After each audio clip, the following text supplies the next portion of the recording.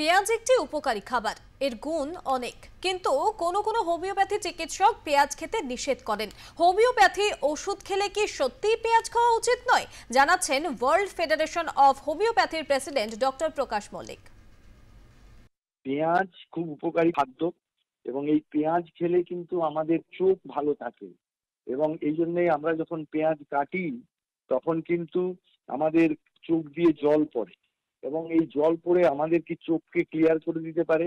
তাও এই পেঁয়াজের মধ্যে কিন্তু অ্যান্টি অক্সিডেন্ট আছে, যেই অ্যান্টি অক্সিডেন্ট আমাদেরকে কিন্তু নানাভাবে সুবিধা করতে পারে, আমাদের ত্বক ভালো রাখতে সাহায্য করে এবং সেই সঙ্গে সঙ্গে আমাদের পেটের অ্যাসিডিটি প্রবলেমকে সলভ করে এবং এছাড়াও আমাদের ব্লাড প্রেশারকে নিয়ন্ত্রণ করতে সাহায্য করে।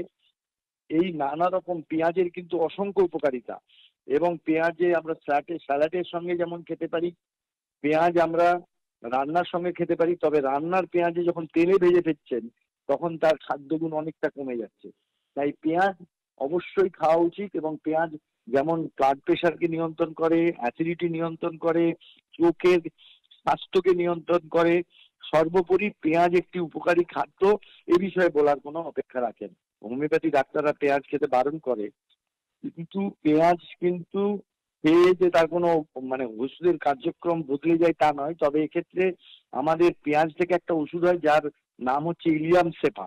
অনেক সময় সেই ওষুধটি যদি দেওয়া হয় তখন পেঁয়াজ খাওয়া বন্ধ। তবে এক্ষেত্রেও বলবো, আমাদের অতীতের প্রখ্যাত একজন চিকিৎসক ছিলেন এসপি দে, তার একটি বইয়ের ব্যাপারে তিনি উল্লেখ করেছেন যে আসলে পেঁয়াজ খেলেও তার কিন্তু কোনো অসুবিধা নেই বা হোমিওপ্যাথি ওষুধের কোনো সাইড এফেক্ট হয় না। কারণ হোমিওপ্যাথি ওষুধ অনেক সূক্ষ্ম স্তরে, সেখানে আমাদের ডাইজেস্টিভ ট্র্যাক্টে গিয়ে তার কোনো বিরূপ প্রতিক্রিয়া তৈরি করতে পারে না।